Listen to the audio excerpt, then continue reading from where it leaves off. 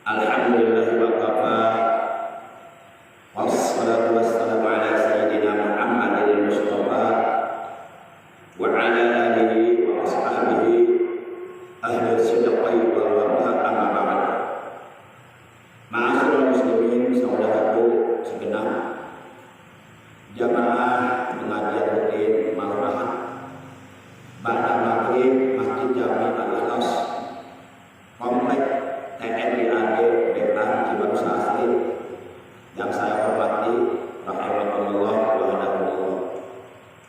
Segala puji bagi Allah, salawat dan salam semoga tetap dilimpahkan selalu atas panutan kita yang mulia, baginda tercinta Nabi Agung Nabi besar Muhammad sallallahu alaihi wasallam beserta seluruh keluarga beliau, para sahabat beliau, dan seluruh pengikut beliau yang tetap setia dan tetap cinta kepada beliau.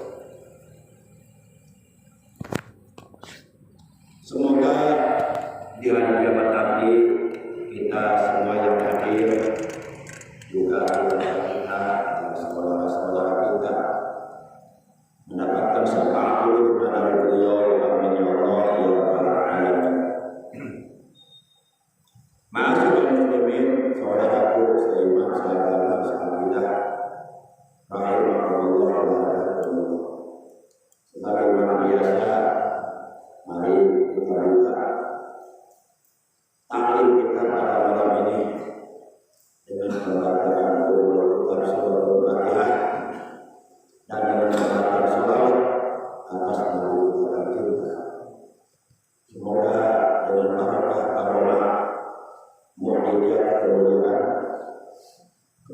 dan perlindungan dari surah Al-Fatihah, juga barakah dari bacaan salawat atas kekasihnya Allah. Semoga kita dan keluarga kita, juga saudara-saudara kita, oleh Allah Subhanahu wa Ta'ala selalu dianugerahi kesehatan baik lahir maupun batin, dengan kesehatan dan barokah, yaitu kesehatan yang selalu kita gunakan untuk beribadah kepada Allah, untuk menambah amal kebaikan, menambah amal soleh buat bekal hidup kita nanti di alam akhirat. Dan kita berdoa semoga anak-anak kita, cucu-cucu kita, keturunan kita, mereka semuanya oleh Allah dijadikan hamba Allah yang soleh dan solehah, yang istiqomah menjalankan ibadah kepada Allah dengan sebaik-baiknya, taat kepada Allah dan Rasulnya, berbakti kepada kedua orang tuanya, berguna bagi keluarga, masyarakat, agama, bangsa dan negara. Segala hajat kita, hajat dunia dan akhirat, semoga dikabulkan oleh Allah Subhanahu wa Ta'ala. Dengan yang Al-Fatihah. A'udzu billahi minasyaitonir rajim. Bismillahirrahmanirrahim. Alhamdulillahirabbil alamin. Arrahmanir rahim. Maliki yaumiddin. Iyyaka na'budu wa iyyaka nasta'in. Ihdinas siratal mustaqim. Shiratal ladzina an'amta 'alaihim ghairil maghdubi 'alaihim waladdallin.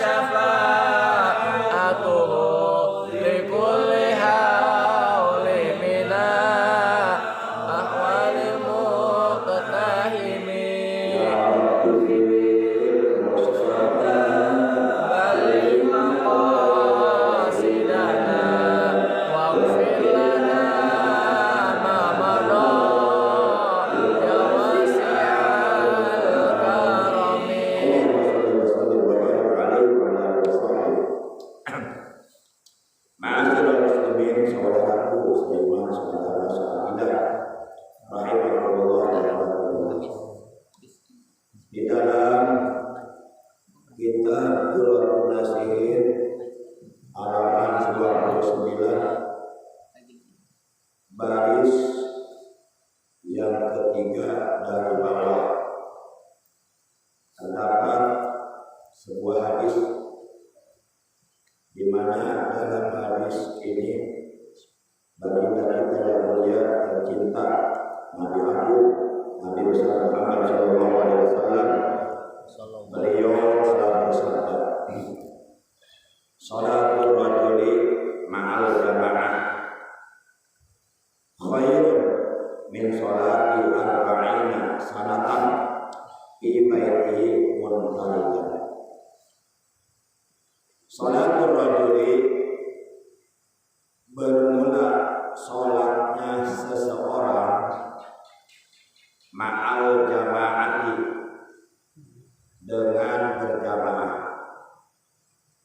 Khairun itu nilainya lebih baik min sholati arba'ina sanatan, dari melakukan sholat selama 40 tahun di baiti, di rumahnya, munfaridan dengan sendirian.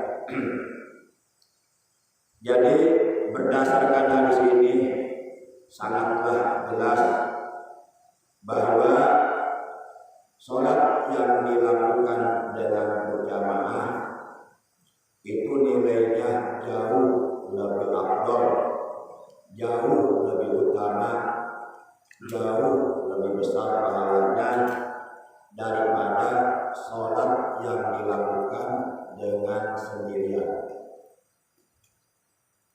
Dan sholat apabila dilakukan sendirian sepanjang masa, sepanjang umur, artinya orang tersebut memang tidak suka berjamaah. Orang tersebut memang katakanlah seakan-akan anti dalam melaksanakan sholat berjamaah.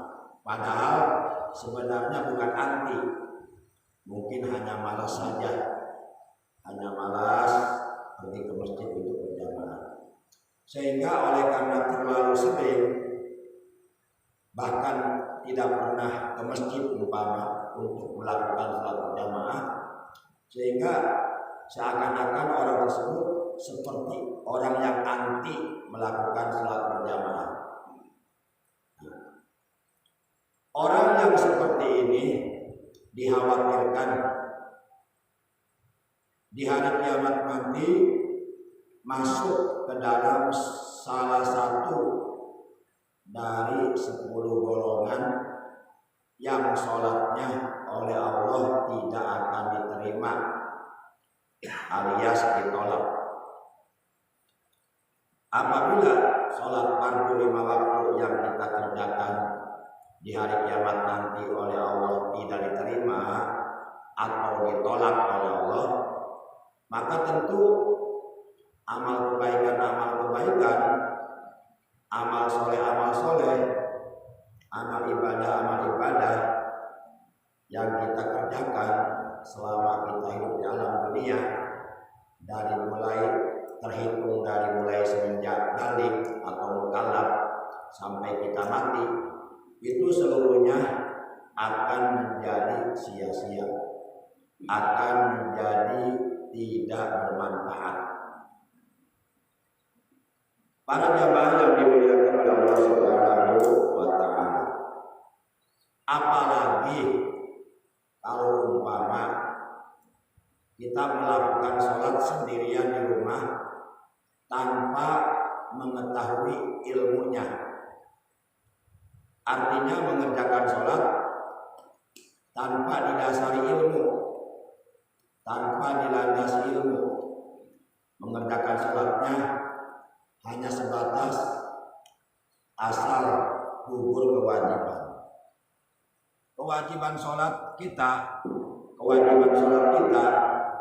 akan menjadi gugur apabila sholat yang kita kerjakan sah.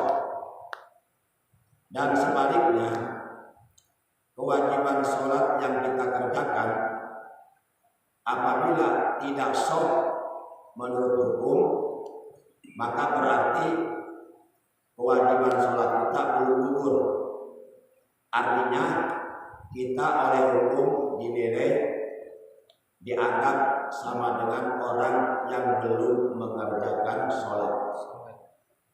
Salah satu di antara 10 golongan yang kelak di hari kiamat oleh Allah sholatnya tidak akan diterima, tidak akan diberikan pahalanya, jangankan diberikan pahalanya, sholatnya saja oleh Allah ditolak, tidak diterima. Di antaranya adalah kata Nabi, rajulun shalla wahidan bi ghairi qiraah. Rajulun seseorang sholat yang melakukan sholat wahidan dengan sendirian, artinya tidak pernah mau berjamaah. Jadi sepanjang umur sholatnya selalu di rumah sendirian.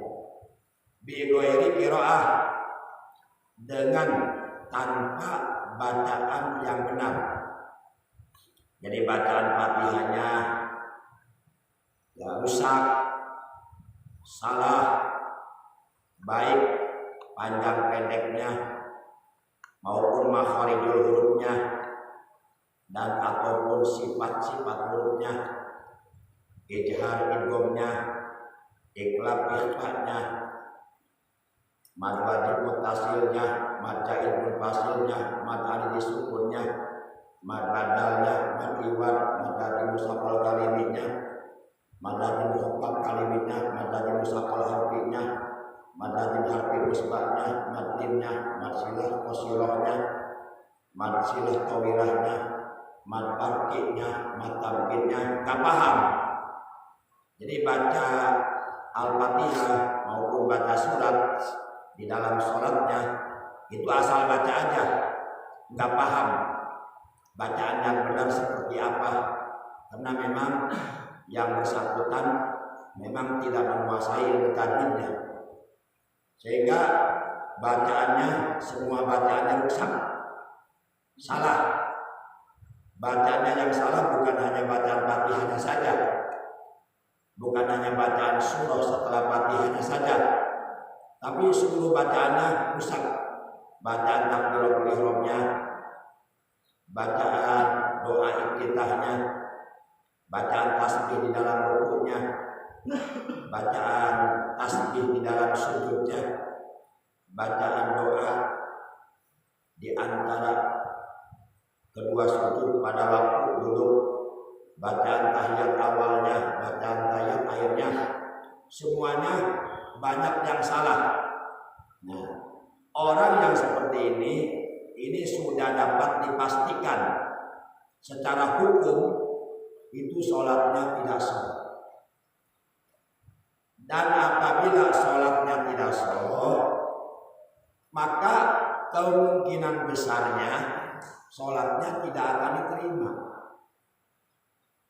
Kenapa saya katakan bahwa orang yang sholatnya tidak sah, kemungkinan besarnya orang tersebut sholatnya tidak akan diterima oleh Allah? Ya seperti yang saya katakan tadi, orang yang sholatnya tidak sah itu samalah artinya dia belum mengerjakan sholat. Ya untuk lebih gampangnya contohnya beginilah. Misal kita sholat isya 4 rakaat, baru dapat 1 rakaat, ketika mau berdiri untuk melakukan rakaat kedua, umpama kita kentut. Nah, di saat kita kentut, menurut hukum agama, menurut hukum fikih, sholat kita teruskan jangan. Menurut hukum teruskan jangan. Menurut hukum sholat kita jangan diteruskan. Kenapa? Karena kata hukum sholat kita batal. Orang yang sholatnya batal, kalau diteruskan nggak sah. Orang yang sholatnya nggak sah berarti sama dengan belum sholat. Ini kan bisa dipahami oleh akal juga, oleh logika sehat juga. Nah, saya khawatir orang yang sepanjang seumur hidup nggak pernah ke masjid, nggak pernah ke musola, nggak pernah mau sholat berjamaah. Tapi bukan berarti orang ini anti berjamaah. Dia nggak anti berjamaah. Dia malah suka kepada orang lain yang suka berjamaah. Tapi dia sendiri nggak mau berjamaah gitu. Suka mah suka, seneng mah seneng lihat orang lain melakukan sholat berjamaah. Tapi dia sendiri yang merasa seneng melihat orang lain berjamaah, malah justru enggak berjamaah, dibang seneng doang itu. Nah, jadi dia enggak anti berjamaah. Mungkin dia karena malas aja, malas, dan dia enggak mampu melawan rasa malasnya. Dia malah mempertunjukkan perasaan malasnya untuk pergi ke masjid. Padahal menurut agama al-kasalu minasyaiton wa syaitonu lakum aduwwun mubin. Fattakhidhu aduwa. Malas itu, perasaan malas itu bersumber, perasaan malas itu bersumber atau datangnya dari syaiton. Sedangkan syaiton adalah musuh kita yang paling nyata. Sebagaimana firman Allah, inna syaitona lakum aduwwun mubin. Sesungguhnya syaiton, kata Allah, adalah musuh kamu yang paling nyata. Fattakhidu aduwa, kata Allah, fattakhiduhu aduwa. Maka oleh karena itu, jadikanlah setan sebagai musuhmu, jangan dijadikan sebagai temanmu. Orang yang selalu mengikuti perasaan malasnya dalam melaksanakan ibadah kepada Allah, dalam melaksanakan sholat berjamaah, disadari ataupun tidak disadari oleh dirinya, secara tidak langsung dia memposisikan diri sebagai temannya syaiton. Kalau umpama dia nggak mau melakukan sholat berjamaahnya hanya karena malas, bukan karena anti berjamaah, enggak anti, cuma malas aja.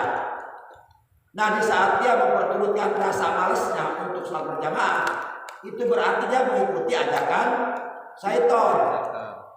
Ketika kita mengikuti ajakan syaiton, itu artinya disadari atau tidak disadari, saat itu kita berkedudukan atau memposisikan diri sebagai temannya syaiton. Syaiton itu mengajak teman-temannya bukan ke surga, ke neraka. Itu ada ayat Qur'annya, liyakunu min ashabi sa'ir. Innama yad'u, sesungguhnya syaitan itu mengajak manusia liyakunu, supaya manusia itu min ashabi sa'ir, menjadi penghuni neraka sa'ir, neraka yang panas menyala-nyala. Jadi kita jangan tertipu oleh syaitan. Bagi orang-orang yang beriman, melawan rasa malas itu wajib. Lah, nggak usah urusan ibadah, urusan dunia saja. Kita nih, misalnya kita seorang PNS, jam 7 setiap hari harus sudah ada di kantor. Wajib bekerja disiplin, masuk jam 7, pulang jam 5 misal. Nah, kalau kita memperturutkan rasa malas, nggak mau berangkat kerja, ya pasti kita diomelin melulu sama atasan kita, sama komandan kita. Lama-kelamaan bisa dipecat. Itu dipecat oleh manusia. Lalu bagaimana nanti kalau kita oleh Allah dipecat sebagai hamba Allah? Lalu kemudian Allah menjadikan kita sebagai hamba syaitan. Tentu Allah akan mengumpulkan kita dengan syaitan di neraka. Para jamaah yang dimuliakan oleh Allah Subhanahu wa taala. Kecuali kalau umpama kita sholat di rumah berjamaah, itu tetap berjamaah dan kita bacaannya fasih, ilmu fikihnya paham, sehingga sholatnya sah, itu lain lagi. Ini yang dimaksud dalam hadis ini, orang Islam yang seumur-umur sepanjang hidupnya enggak pernah berjamaah ke masjid dan bacaan sholatnya rusak. Nah, ini yang menyebabkan sholatnya ditolak oleh Allah. Kata Nabi, rajulun sholat wahidan bi ghairi qiraah. Seseorang yang melakukan sholatnya sendirian tanpa berjamaah dan bacaannya rusak.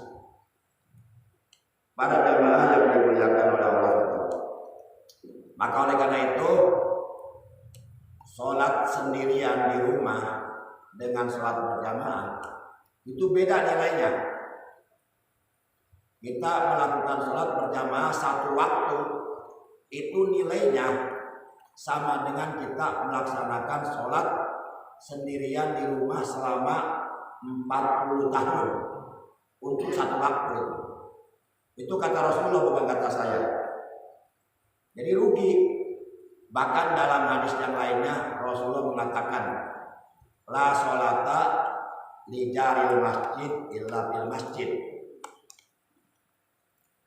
Tidak akan pernah sempurna sholat yang kita kerjakan kalau kita menjadi tetangga masjid, artinya rumah kita dekat ke masjid, tapi kita nggak pernah mau berjamaah di masjid.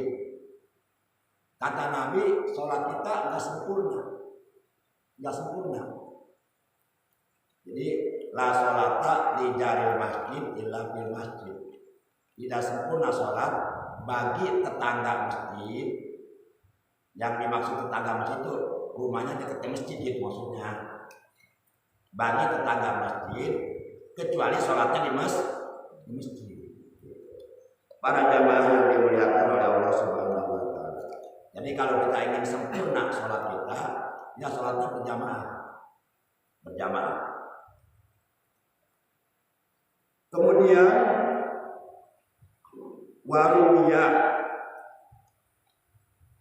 annal jama'ata tabdulu alal mufradi bisab'in wa isrina darajatan. Dan diriwayatkan dalam sebuah hadis Rasulullah bersabda, annal jama'ata, bahwasanya sholat berjamaah itu tabdulu, lebih afdal, lebih utama, lebih besar pahalanya, alal mufradi, atas sholat munfarid, atas sholat yang dilakukan dengan sendirian atau munfarid. Bisab'in wa isrina darajatan, dengan perbedaan darajat, yaitu selisihnya 27 derajat. Kalau umpama yang satu sholatnya sendirian di rumah dan sholatnya sah karena dia paham ilmunya, bacaannya juga fasih. Yang satu lagi sholatnya berjamaah di masjid. Itu perbedaannya 27 derajat. Jadi yang di rumah mah dapat derajatnya 1, yang di masjidnya dapat derajatnya 27. Jauh perbedaannya. Nah, ini kerugian ini untuk saat ini tidak akan dirasakan oleh kita, tapi akan dapat dirasakan nanti kalau kita sudah berada nanti di alam akhirat. Setelah pahala sholat berjamaah oleh Allah diperlihatkan kepada kita, baru kita menyesal. Karena tempat menerima pahala bukan di dunia. Tempat menerima pahala dari berbagai macam amal kebaikan, dari berbagai macam amal soleh, dari berbagai macam amal ibadah yang kita kerjakan selama kita hidup dunia, itu tempat menerima pahalanya nanti di surga, ada waktunya, ada tempatnya.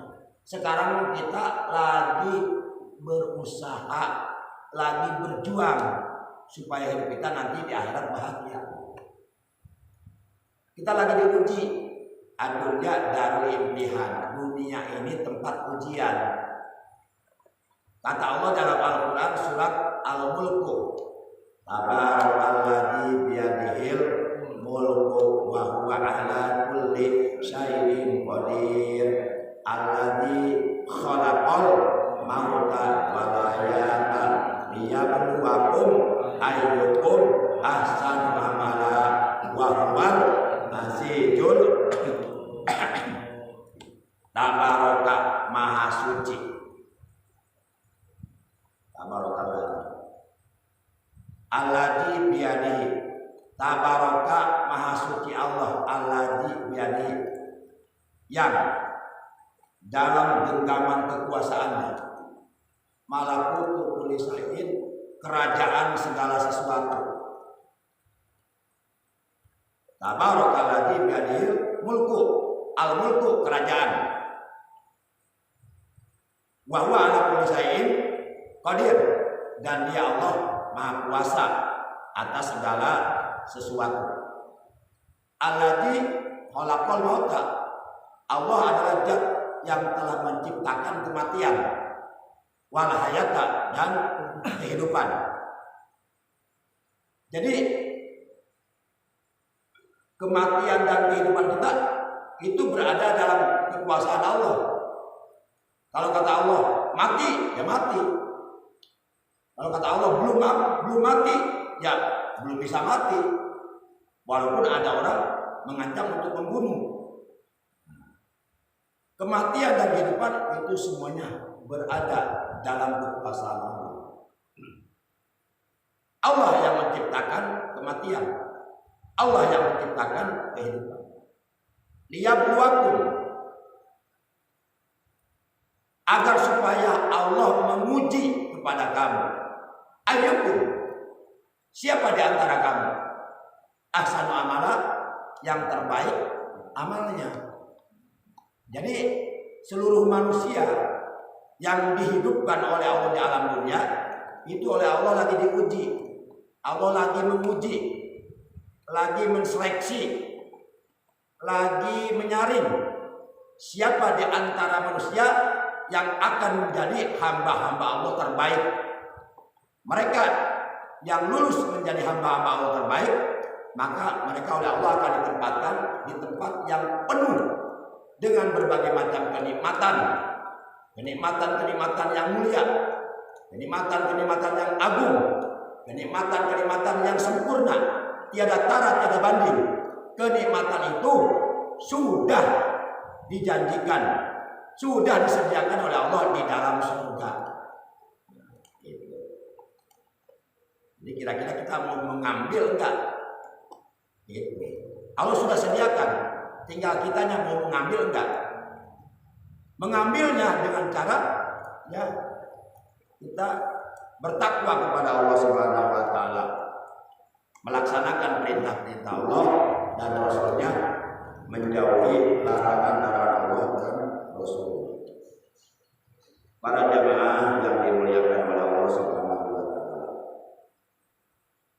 Kemudian wafil khabari anin Nabi alaihi salatu wasallam annahu qala, dan diterangkan pula di dalam sebuah hadis yang bersumber dari baginda kita yang mulia tercinta Nabi Agung, Nabi besar Muhammad sallallahu alaihi wasallam, bahwasanya beliau telah bersabda, kana yaumul qiyamati, ijakana yaumul qiyamati, apabila hari kiamat telah tiba, ijat atalane kana ono opo yaumul qiyamati dina kiamat. Ijakana yaumul qiyamati, apabila hari kiamat yang telah dijanjikan oleh Allah telah datang, telah tiba, alam dunia beserta seluruh isinya akan dihancurkan oleh Allah. Seluruh makhluk yang Allah ciptakan akan mati, akan binasa, sebagaimana Allah menegaskan dalam firman-Nya, kullu syai'in halikun illa wajhah, segala sesuatu selain Allah pasti akan binasa, akan mati, kecuali Allah yang Maha Hidup. Nah, ketika hari kiamat sudah tiba, Yasulullah, nanti Allah akan mengumpulkan suatu kaum, wujuhum kal kawakib, wajah-wajah mereka bercahaya laksana cahaya bintang-bintang di langit. Fataqulu lahumul malaikah, lalu malaikat bertanya kepada mereka, ma a'malukum fid dunya, apa amal yang kalian lakukan ketika kalian hidup di alam dunia? Fayaquluna, lalu mereka menjawab, kunna idza sami'nal adzan kunna ila taharati wal wudu'i wala nastabilu bi ghairi. Dulu ketika kami hidup di alam dunia, kami suka membiasakan apabila kami telah mendengar suara adzan di masjid dikumandangkan, kami langsung berdiri. Kami berdiri dan berjalan menuju ke tempat toharoh, ke tempat bersuci, dan kami berwudu, dan kami tinggalkan kesibukan-kesibukan dunia. Itulah yang biasa kami lakukan ketika kami hidup di alam dunia. Jadi begitu kita mendengar suara adzan dikumandangkan, kesibukan-kesibukan dunia ditunda dulu, dipending. Kita langsung ambil air wudu, bersuci, siap untuk melaksanakan sholat. Nah, kalau perbuatan seperti ini kita lakukan, kita biasakan selama kita hidup dalam dunia, nanti kita manakala dibangkitkan oleh Allah dari kuburan kita pada hari kiamat dan dikumpulkan oleh Allah di padang mahsyar, itu wajah kita akan bercahaya laksana cahaya bintang-bintang di langit. Tapi ada yang lebih hebat dari itu. Tanggung sedikit lagi, kita tanggung pembahasan. Ada yang lebih hebat dari itu. Kata Nabi, wa qauman, dan ada suatu kaum, wujuhum kal qamari, wajah-wajah mereka bercahaya laksana cahaya bulan. Berarti lebih terang nih. Kalau kaum yang tadi mah, kelompok yang tadi mah wajahnya bercahaya seperti cahaya bintang, ini ada yang lebih hebat dari itu. Kata Nabi, wa qauman wujuhum kal qamari, nanti di hari kiamat ada suatu kaum, mereka dikumpulkan oleh Allah di padang mahsyar dalam keadaan wajahnya bercahaya laksana cahaya bulan purnama tanggal 14. Kalau bulan purnama tanggal 14 itu di langit terang itu, menerangi alam jagat raya. Fayuqalu lahum, kemudian mereka ditanya oleh malaikat, ma a'malukum fid dunya, apa amal yang biasa kalian lakukan ketika hidup di alam dunia? Fayaquluna, mereka menjawab, mereka orang-orang yang wajahnya bercahaya laksana cahaya bulan purnama, mereka menjawab, kunna natawaddau qabla al-adzan. Dulu kebiasaan kami selama kami hidup di alam dunia, kami suka berwudu sebelum adzan datang. Jadi adzan belum datang, adzan belum terdengar, dia sudah wudu. Artinya sudah siap-siap mau sholat. Kalau yang pertama memang dia wudu setelah mendengar adzan. Ini lebih hebat. Dia sudah wudu, adzan belum dikumandang, makanya lebih terang cahayanya, wajah cahaya seperti bulan. Ada lagi yang lebih hebat dari itu.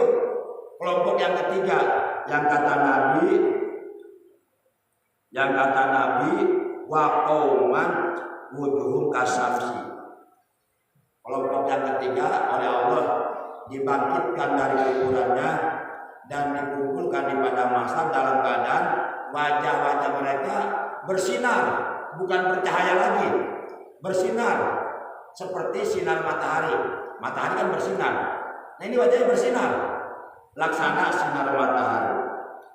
Fayaquluna ba'da su'al, Mereka ditanya oleh malaikat, apa amalanmu yang biasa kamu lakukan selama kamu hidup di alam dunia?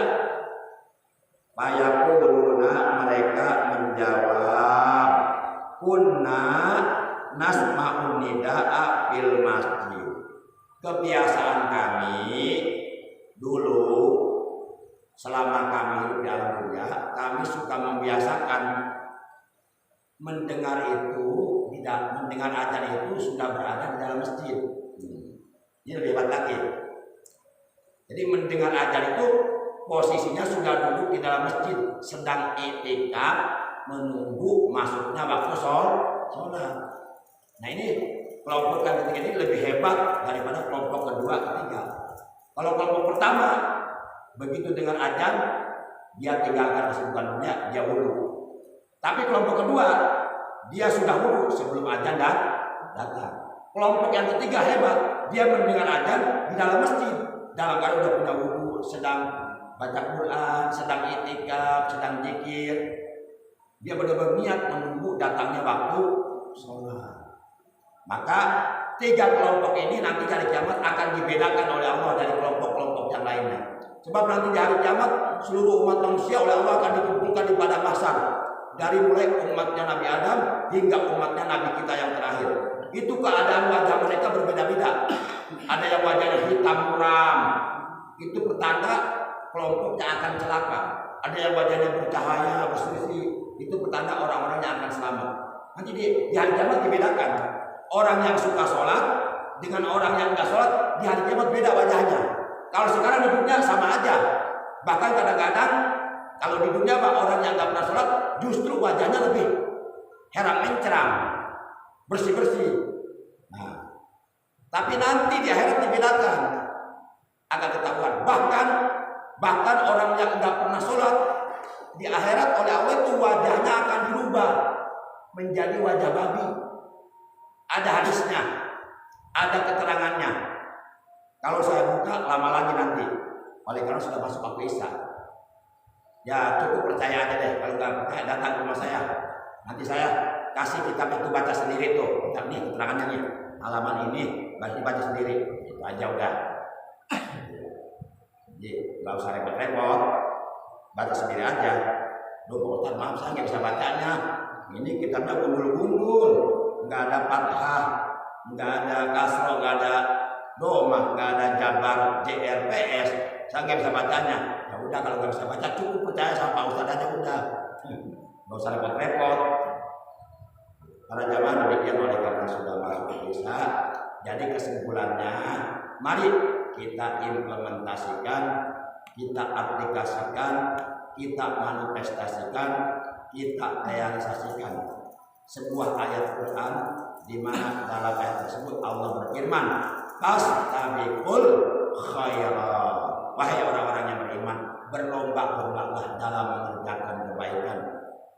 Karena kebaikan-kebaikan yang kamu lakukan itu bukan untuk Allah, untuk kepentinganmu sendiri, untuk kebahagiaanmu sendiri, untuk keselamatanmu sendiri di dunia dan di akhir. Kita hidup bukan hanya di dunia sementara. Kehidupan yang langgeng itu di akhirat. Jangan sampai kita di akhirat celaka, belangsak. Kita hidup di dunia aja nggak mau belangsak, pengen senang.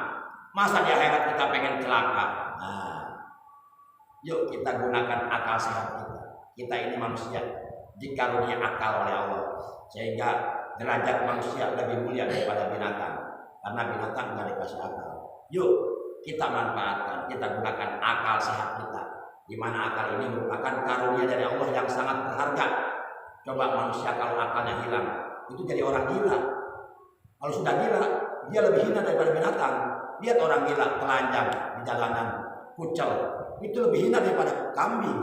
Kambing masih laku dijual 3 juta, bisa beli buat kurban. Orang banyak suka makan daging sate kambing. Kalau orang gila, mau di sate juga gak enak. Betapa? Ayo kita pertahankan kemuliaan kita sebagai manusia. Jangan sampai kata Allah, summa radadnahu fi asfala safilin. Kemudian kami kembalikan manusia ke derajat yang lebih hina. yang lebih rendah daripada binatang, karena manusia tidak menggunakan akal sehatnya. Jadi yang jelas kita hidup ini bukan untuk pura-pura, bukan untuk poya-poya, bukan untuk mencari kesenangan dunia belaka, ya, tapi kita hidup dan punya tugas dari Allah. Tugasnya apa? Kata Allah, wa ma khalaqtul jinna wal insa illa liya'budun. Dan tidaklah aku menciptakan seluruh jin dan seluruh manusia illa liya'budun, melainkan supaya seluruh jin dan seluruh manusia mereka semuanya menyembah kepadaku, beribadah kepadaku, menjalankan perintah-perintahku dan menjauhi larangan-laranganku. Yang taat menjalankan perintahku, menjauhi laranganku, maka tempat kembali surga akan aku senangkan di dalam surga. Yang durhaka, melawan, menentang kepadaku, kata Allah, rasakan nanti azabku di neraka sangat keras, sangat dahsyat, sangat berat, sangat menyakitkan, sangat menghinakan. Na'udzubillah min. Semuanya pasti akan terbukti nanti kalau sudah tiba saatnya. Demikian akhirnya mari kita tutup kalimat malam ini dengan ucapan hamdalah. Alhamdulillahirabbil alamin. Subhanakallahumma wa bihamdika asyhadu an la ilaha illa anta wahdaka la syarika laka astaghfiruka wa atubu ilaik. Astagfirullah rabbal baraya astagfirullah minal khataya astagfirullah rabbal baraya astagfirullah minal khataya. Rabbana zidna ilman nafi'an hidayah. Na'udzu bikalimatil tammati min syarri ma khalaq. Allahumma inna na'udzu bika min syarri nafsina wa min syarri dabbatin anta akhidhu bi nasiyatiha. Inna rabbil siratal mustaqim. Allahumma ihdinas siratal mustaqim. Ya Allah, tunjukilah kami ke jalan yang lurus, tunjukilah kami ke jalan yang benar, tunjukilah kami ke jalan yang Engkau ridhoi, tunjukilah kami ke jalan yang telah ditempuh oleh para nabi, para rasul, para siddiqin, para syuhada, para